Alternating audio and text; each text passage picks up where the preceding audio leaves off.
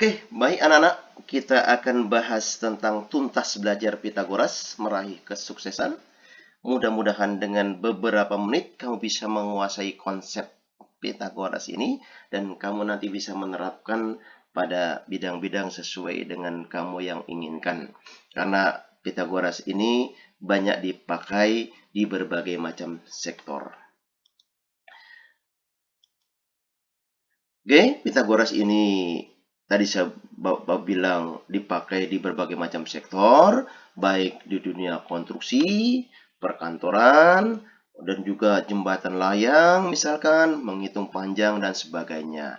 Jadi tidak hanya di konstruksi, tapi di semua berbagai macam sektor juga banyak dipakai. Sehingga kamu harus benar-benar paham menguasai konsep daripada Pitagoras ini. Kita ke sejarah Pitagoras, ya. Pitagoras itu adalah seorang ahli filsafat dan matematika yang lahir sekitar 570 sebelum Masehi di Pulau Samos, Turki. Pitagoras juga disebut sebagai bapak bilangan. Dia memberikan sumbangan yang penting dalam bidang filsafat dan keagamaan sekitar pada abad ke-6 sebelum Masehi. Ini sekelumit daripada sejarah Pitagoras. Selanjutnya, salah satu peninggalan Pitagoras yang terkenal adalah dalil Pitagoras yang menyatakan kuadrat hipotenusa atau sisi miring dari suatu segitiga siku-siku adalah sama dengan jumlah kuadrat dari siku-sikunya. Ini tentang Pitagoras. Pengertian dalil Pitagoras dapat juga dijelaskan sebagai berikut. Jika sebuah segitiga siku-siku dengan panjang sisi siku-sikunya A dan B, jadi sisi siku-sikunya A dan B, serta panjang sisi miringnya atau hipotenusanya C, maka akan berlaku A kuadrat plus B kuadrat sama dengan C kuadrat. Ini adalah dalil Pitagoras dan ini harus kita buktikan. Nanti kita buktikan sama-sama. Kenapa? Karena dengan pembuktian belajar bermakna. Dengan belajar bermakna kamu bisa dapat menerapkannya dalam kehidupan sehari-hari. Oke. Kita akan buktikan rumus ini, persamaan ini, dalil Pitagoras A kuadrat plus B kuadrat sama dengan C kuadrat. Kita ambil contoh misalkan ini persegi, yang dimana persegi itu sisi-sisinya sama. Ini kita jabarkan, kita bentangkan seperti ini. Nah, ini nanti ini kita akan buktikan. Oke, kita lihat slide berikut. Kita ambil contoh. Ini suatu persegi. Ya, persegi di mana sisinya itu ini A plus B. Ini A, ini B, jadi ini A plus B sisinya. Ini juga sama A plus B. Maka luas ini kalau saya cari, luas ini, yaitu kan sisi kali sisi. Kita dapatkan A plus B kali A plus B. Oke? Nah, luas ini juga bisa kita cari melalui segitiga dan persegi yang ada di sini. Kita bisa dapatkan luas ini tidak lain adalah luas 4 segitiga. Mana? 1, 2, 3, 4. Ditambah luas persegi ini. Ya, jadi luas 4 segitiga ditambah luas persegi. Sehingga luas ini dan luas ini sama, kita gabungkan, kita dapatkan bahwa A plus B kali A plus B itu A plus B kuadrat sama dengan 4 kali luas segitiga, yaitu setengah A kali B, ditambah luas persegi C kuadrat. Sehingga ini kalau dijabarkan, A plus B pangkat 2 ini adalah A kuadrat plus 2AB plus B kuadrat sama dengan 4 kali setengah AB. Jadi 2AB tambah C kuadrat. Ini kita coret sehingga kita dapatkan A kuadrat plus B kuadrat sama dengan C kuadrat. Ini dah dalil Pitagoras sudah terbukti. Paham ya ini? Jadi A kuadrat plus B kuadrat plus C kuadrat. Nah, ini kita kembangkan ini. Nah, untuk menghitung bagian-bagian daripada segitiga dalam Pitagoras ini, yang kita cari A, B, dan C. Maka kita dapatkan persamaan A kuadrat plus B kuadrat sama dengan C kuadrat, di mana untuk mencari C, kita bisa kembangkan akar dari A kuadrat plus B kuadrat, Untuk mencari panjang A itu sama dengan C kuadrat min B kuadrat. Nah, ini bisa kita jabarkan kembali menjadi C plus B, C min B. Karena ini kalau dikalikan hasilnya ini. Begitu juga yang satu, B sama dengan akar C kuadrat min A kuadrat. Penurunan dari ini, maka kita dapatkan B ini tidak lain adalah C plus A, C min A. Karena ini sama ini adalah sama hasilnya. Oke, kita kasih contoh. Misalkan, diberikan sebuah segitiga siku-siku pada gambar berikut ini. Tentukan panjang AC. AC sisi miring, ya, di mana sisi-sikunya adalah 6 dan 8. Sehingga kita bisa dapatkan dengan persamaan bahwa AC sama dengan akar dari AB kuadrat plus BC kuadrat, yaitu 6 pangkat 2 tambah 8 pangkat 2. Hasilnya 36 plus 64, akar 100, dapatnya 10. Oke, lanjut berikutnya. Cara kedua bisa juga dicari dengan metode triple Pythagoras. Kita lihat metode triple Pythagoras ini membantu juga. Triple Pythagoras ini didapatkan dari bahwa sisi yang siku-sikunya ini adalah A kuadrat min B kuadrat, yang satu lagi 2AB. Sedangkan sisi miringnya adalah A kuadrat plus B kuadrat, di mana A dan B, A lebih besar daripada B. Contoh angka yang kita masukkan, A-nya 2, B-nya 1. Maka kita dapatkan sisi siku-sikunya yang 1 A kuadrat min B kuadrat, 2 pangkat 2, 4 dikurang 1 sama dengan 3. Yang sisi yang 1, 2AB, 2 kali 2 kali 1, hasilnya 4. Sedangkan sisi miringnya A kuadrat plus B kuadrat, 2 pangkat 2 tambah 1 pangkat 2, hasil 5. Sehingga 3, 4, 5 ini merupakan triple Pythagoras. Oke, dan selanjutnya seperti itu caranya, sehingga kita dapatkan angka-angka triple Pythagoras sebagai ini. Dan ini bagian-bagian yang sampai sini kamu bisa hafalkan untuk mempercepat. Contoh misalkan untuk mempercepat, tapi kamu harus paham dulu dasarnya. Sehingga kalau misalkan tadi soal tadi, sisi siku-sikunya adalah 8 dan 6, maka sisi miringnya 10 dengan cara cepat. Oke, lanjut.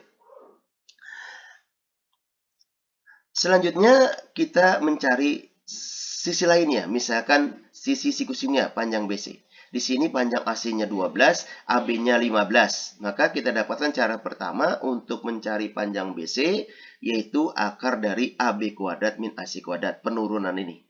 Sehingga kita tinggal masukkan 15 pangkat 2 dikurang 12 pangkat 2, hasilnya akar 225 dikurang 144, hasilnya akar 81 sama dengan 9. Ini cara pertama. Cara kedua, yang penjabaran tadi yang sudah saya terangkan, tinggal masukkan aja panjang sisi miring salah satu, panjang sisi siku-siku salah satunya, ya dalam hal ini BC, nih bisa dicari caranya akar dari sisi miring dikurang sisi siku-sikunya dikali sisi miring tambah sisi siku-sikunya. Jadi 15 dikurang 12 dikali 15 tambah 12. 15 kurang 12 ada 3, 15 tambah 12, 27. 27 kali 3, akar 81, akar 81 sama dengan 9. Oke, ini lebih cepat. Dan ini, dalam hal ini, contoh-contoh ini masih artinya mudah kedua-duanya dicari. Tapi kalau saya hadapkan dengan soal seperti ini, mungkin cara pertama akan terdapat kesulitan dalam hal menghitung. Tapi dengan cara yang kedua lebih mudah. Kenapa? Panjang BC bisa dicari akar dari sisi miring dikurang sisi sikunya dikali sisi miring tambah sisi sikunya. Sehingga 1,6 dikurang 1,4 dikali 1,6 tambah 1,4. Jadi 0,2 kali 3 sama dengan akar 0,6. Ingat, cara ini hanya untuk mencari panjang sisi siku-sikunya. Bisa mencari panjang AC, bisa mencari panjang BC. Penggunaan daripada persamaan seperti ini. Oke, baik, kita ambil contoh berikutnya lagi untuk bisa memperdalam lagi. Diketahui misalkan contoh di sini panjang CD-nya 8. AD-nya 17. Sisi miringnya 17, panjang ininya 8. Ingat, ada tanda ini berarti panjang CD dan BC sama. Kita disuruh mencari panjang AB. Berarti panjang AB tidak lain adalah panjang AC dikurang panjang BC. Berarti kita mencari panjang AC. AC bisa dengan cara pertama, bisa dengan cara kedua. Cara pertama, kamu lihat di sini, tinggal masukkan ya sisi miring pangkat 2 dikurang sisi siku-sikunya akan dapat 15. 15 dikurang 8. Jadi AB itu AC dikurang BC, 15 kurang 8 sama dengan 7. Ini cara pertama. Cara kedua lebih mudah, yaitu dengan akar dari sisi miring tambah sisi siku-sikunya, 17 tambah 8, sisi miring dikurang sisi sikunya, 17 kurang 8. 17 tambah 8, 25. 17 kurang 8, 9. Akar 25, 5. Akar 9, 3. 3 kali 5 sama dengan 15. 15 kurang 8, 7. Dan ini lebih cepat. Gitu. Oke, paham ya anak-anakku sekalian? Lanjut ke soal berikutnya. Kenapa saya ambil soal cerita? Karena untuk mengembangkan. Karena nanti permasalahan itu ya di medan itu beda-beda. Artinya di hadapan kita pekerjaan beda-beda. Makanya saya tampilkan dalam soal cerita supaya kita benar-benar bermakna belajar itu. Contoh misalnya seorang anak menaikkan layang-layang dengan benang yang panjangnya 120 meter. Ini benang dianggap lurus. Jarak kaki anak dengan permukaan tanah yang berada tepat di bawahnya layang-layang adalah 40 meter. Ya. Hitunglah tinggi layang-layang tersebut jika posisi tinggi tangan yang memegang ujung benang berada 1,2 meter di atas permukaan tanah. Benang diasumsikan lurus tadi saya bilang. Perhatikan gambar baik-baik. Ini gambarnya. Berarti kita mencari panjang tinggi T di sini. Ini merupakan segitiga siku. Oke, kita bahas. Nah, berarti panjang T ini bisa masuk dengan persamaan yang kedua dengan cara 2 ya tadi. Sisi miring tambah sisi siku, sisi miring dikurang sisi siku. 120 tambah 60, 160. 120 dikurang 40, 80. Sehingga hasilnya 12.800. Kebetulan ini hasilnya bilangan yang agak ada koma, ya kita harus memanfaatkan kalkulator karena nanti di lapangan juga pasti angkanya beda-beda, tidak selalu angka yang mulus seperti ini. Ini saya tampilkan supaya kamu lebih berkembang lagi pikirannya, sehingga tinggi yang tadi 113,1, tinggi anak 1,2 tinggal dijumlah. Ini saya menggali penerapannya supaya kamu paham dengan kondisi seperti ini. Oke, lanjut berikutnya, soal berikutnya. Soal berikutnya misalkan ini ada kubus A, B, C, D, E, F, G, H. Ya kan? Di mana rusuknya 1 cm. K terletak pada AD, di mana AK dibanding KD, AK banding KD itu 3 banding 1. Berarti AK sama dengan ya 3/4. Oke, paham ya? Ini 3/4. Ya, AK banding KD 3/1. Berarti AK sama dengan 3/4 daripada AD. Ya, 3/4-nya. Nah, dari sini kita dapat segitiga BAK. Di sini siku-sikunya, sehingga kita bisa mencari panjang BK, yaitu merupakan sisi miring daripada segitiga siku. Sehingga BK kuadrat sama dengan BA kuadrat tambah AK kuadrat, sehingga BK kita dapatkan adalah ya BA kuadrat 1/2 tambah 3/4 pangkat 2, 1 pangkat 2, 1, 3/4 pangkat 2, 9/16. Nah, ini dijumlahkan. 1 itu sama dengan 16/16. Jadi, 16 tambah 9, 25/16. Akar daripada 25/16 sama dengan 5/4.